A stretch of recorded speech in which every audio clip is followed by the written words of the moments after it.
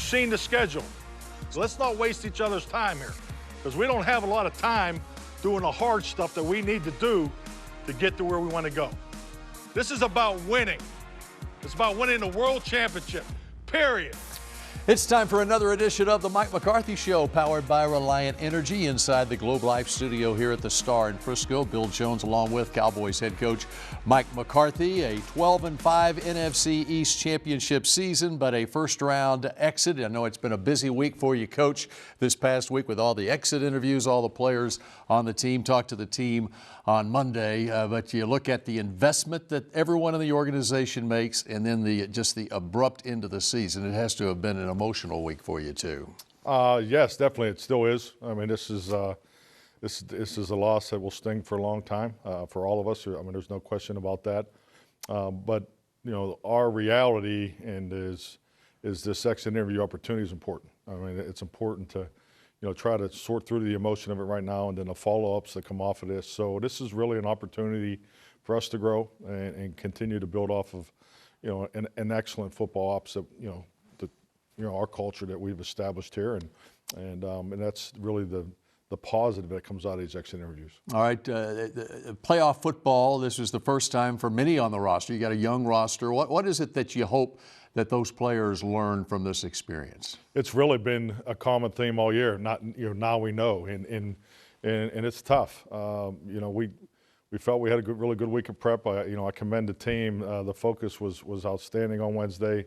We had a little do-over there a little bit on Thursday, but going into the game, really felt that they were ready. And mentally, that reflected that. But we just had too many self-inflicted wounds. So I think when you have an opportunity to go through that experience, it definitely helps you, particularly at the beginning of the game. It just took us a little too long to get into the ebb and flow, and I think clearly, at the end of the game, we were playing very well in all three phases. You talk about self-inflicted wounds. Of course, the penalty numbers were high in that game. In fact, the last three losses, I think it was an average of 13 penalties a game.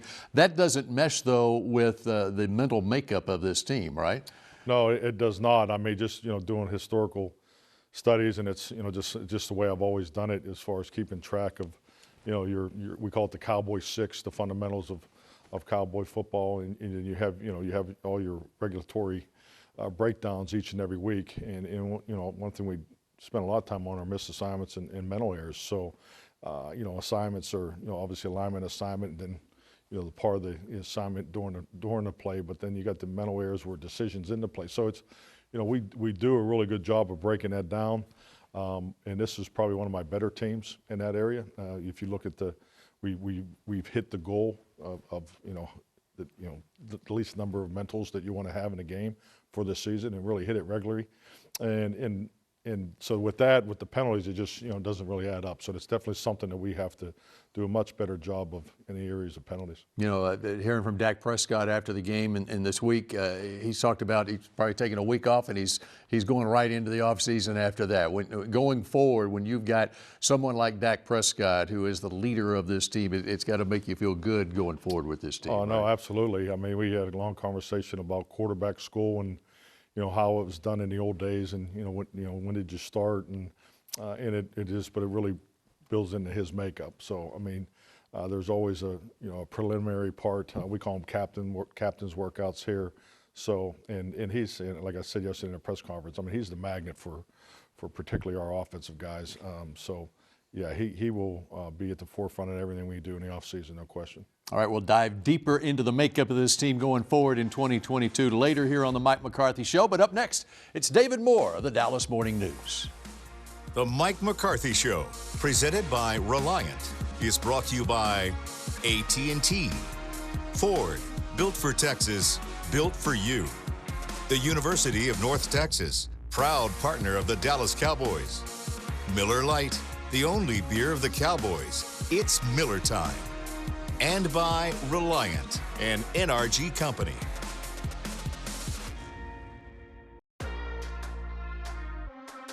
This segment is brought to you by the Dallas Morning News. Nobody does sports like Sports Day. Your home for complete Dallas Cowboys coverage. The Mike McCarthy Show, powered by Reliant Energy, continues now. You're inside the Globe Life studios at the Star with David Moore. the star of this segment, not the Not the show, but of this segment, sportsdaydfw.com. All right, you saw every single snap of this season, and my question to you going forward, it's been since 2004 since we had a repeat winner in the NFC East. What are the chances this team can snap that string? Have you seen this division?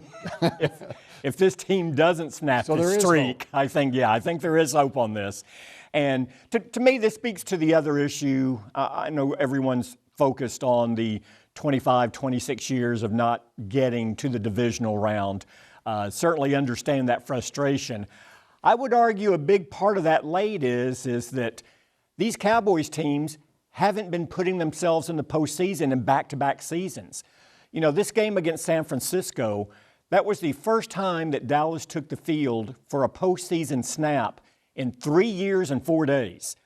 And you look back, you have to go all the way back to 2007 season when they made the postseason in back-to-back years.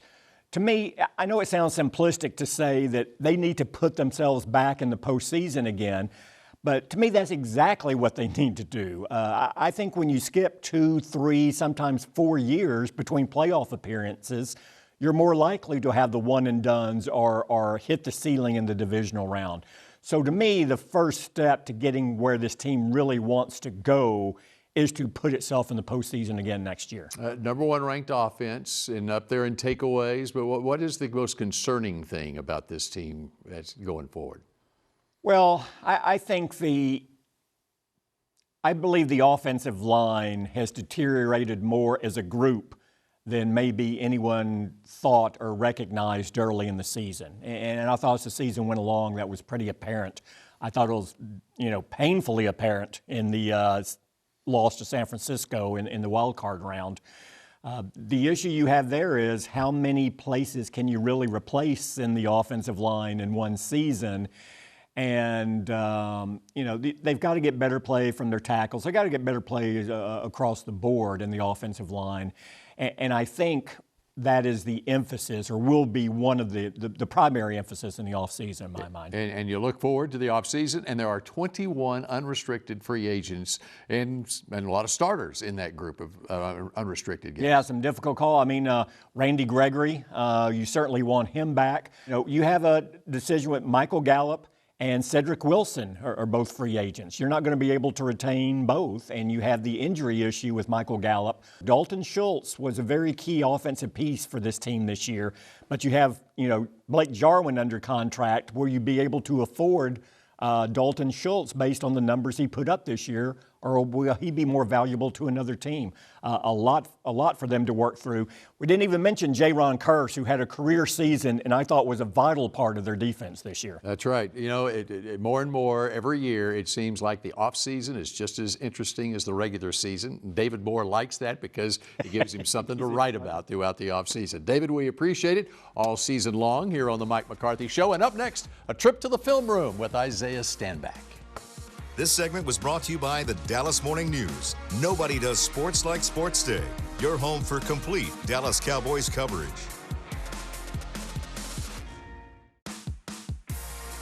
This segment is brought to you by WinStar World Casino and Resort, the casino of the Dallas Cowboys.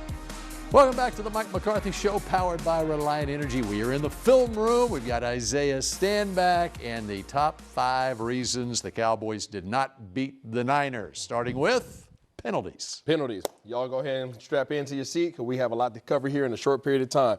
We're going to go right to Mr. Connor Williams right here. His inability to pass block without creating a penalty. It has hurt the Cowboys all year long, and it definitely hurt them in this game. Let's go ahead and roll the tape. Coming off right here, you guys see him. He has a great location, doing a great job taking his man on. But at some point in time, he takes this guy. He runs and gets ran back into the backfield. And at one point in time, he must have watched WWE because he just decides to get frustrated and slam him into the ground, something that we can't do. Obviously, this causes a penalty, moving back 10 yards instead of just simply causing a little pressure on our QB1. And it erased a 32-yard completion on the third down play to C.D. Lamb. All right, on the defensive side of the football, how about the run defense? Yeah, the run defense is, again, it's another issue that we've had all year long. We obviously lost our big man, Brent Urban, our offseason acquisition earlier in the season, but you guys will see the lack of presence we have on the inside. Even though Osa and some of our other guys, Gallimore, have done a great job, let's go ahead and roll the tape. You guys will see how 49ers were able to instill their will. Look at this, getting his head across. This is a two-man right here. Boom, pause that. They're getting two guys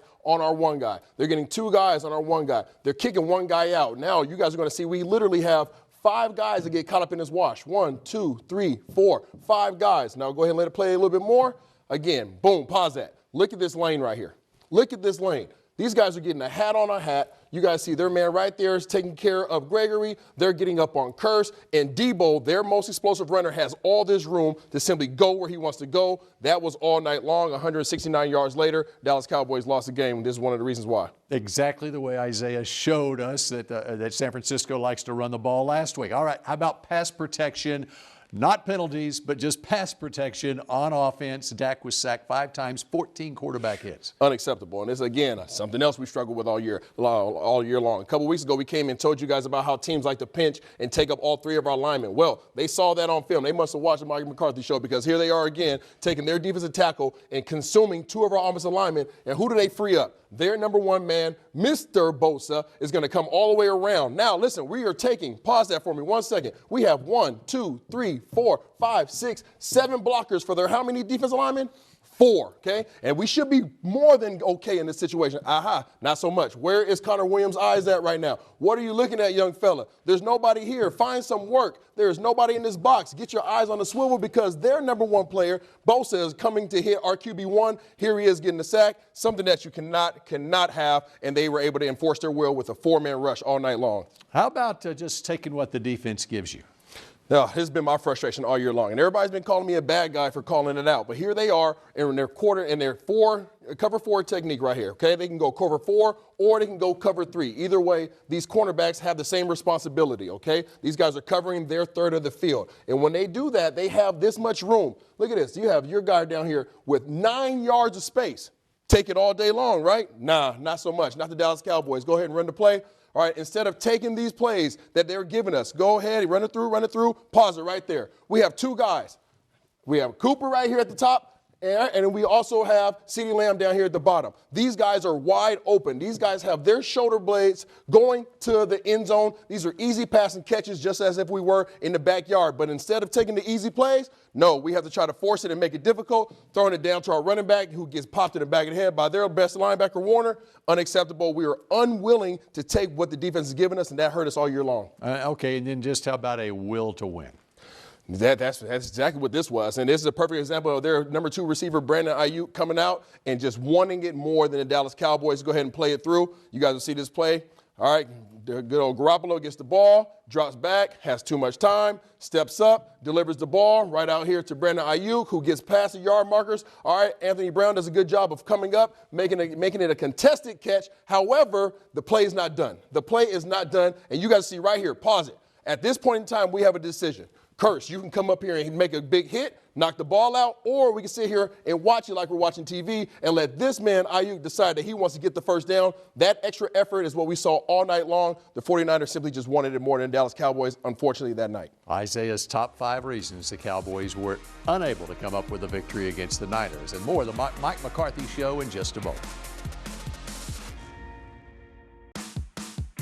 Welcome back to the Mike McCarthy Show, powered by Reliant Energy. Bill Jones along with Cowboys head coach Mike McCarthy. And, you look at this offense. We talked about Dak earlier in the show. Number 1 ranked offense, scoring, total yards as well this season.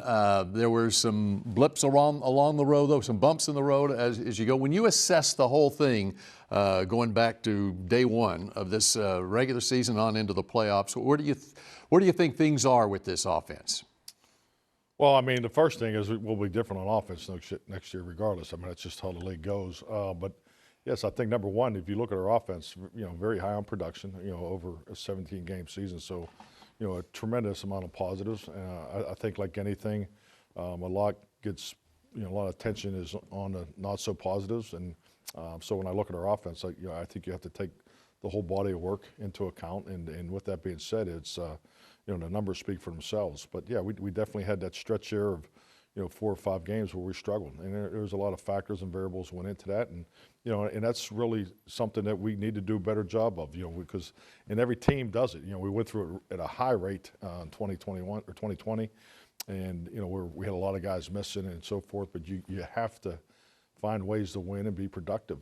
Yes, you're not going to go for 500 yards, but that you have to be a complementary offense, and so really the things that I look at in that stretch run was not the production of what were our numbers, was did we do enough to help the defense and special teams win the game. So that's something we'll focus on. When you look at the run offense, especially early in the year, Zeke, I thought, looked as good as he's looked in his career the first couple of months of the season. Then he had the knee injury and so forth. What do you think as far as the run game goes and how it progressed throughout the season? Well, I agree with you. I thought Zeke came out of training camp like a rocket ship. The combination of him and Tony was just, it was brutal, on defenses. So definitely, started fast, and and his injury occurred in the Carolina game, and hey, I think it speaks volumes about. He didn't miss much practice now. So it was something that, was regulated. He's a veteran player. Has a great relationship with the strength staff. So, but yeah, this is how these seasons go. Players get hurt, they fight through injuries.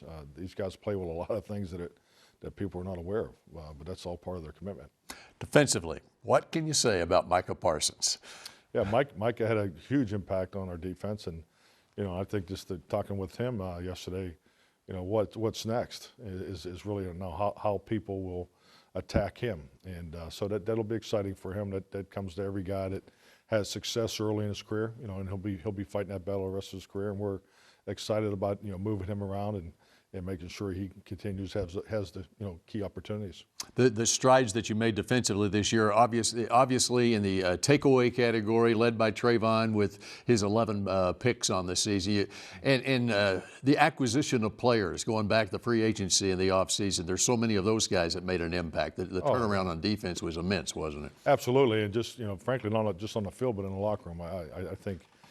Clearly one of the top 1 or 2 things that was expressed in the exit interviews by the players was the camaraderie and the tightness of the locker room. And a lot of credit went to, obviously our key leaders, Dak and so forth, but to the new veteran players, the way they came in here, brought their experience from other places, and just really was a big part of the connection and the production on the field for our whole football team. All right, we'll wrap up this edition of the Mike McCarthy Show in just a moment. Final couple of minutes here of the Mike McCarthy Show, powered by Reliant Energy. And for 2022, the weeks go by so quickly. We're already late January. You got the Senior Bowl coming up. You're going to be at the Combine here in a month or so. You alluded to it earlier in the show. The composition of the team changes so much from year to year, doesn't it? Definitely. I know my average has usually been somewhere around 22% of your roster of your 53 changes each year. So, and I think that's just the norm, and that's the way you have to look at it.